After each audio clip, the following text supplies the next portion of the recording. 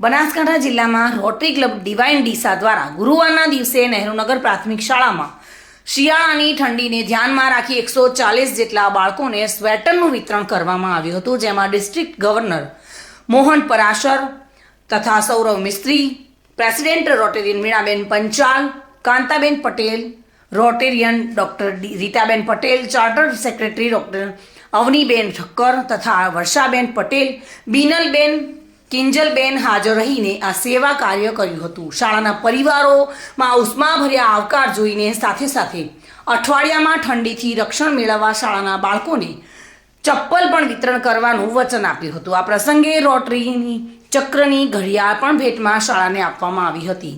શાળાના આચાર્ય પાંચાભાઈ, શિક્ષકો, શિક્ષિકાઓ, બાળકોનો ખૂબ સહયોગ મળ્યો હતો।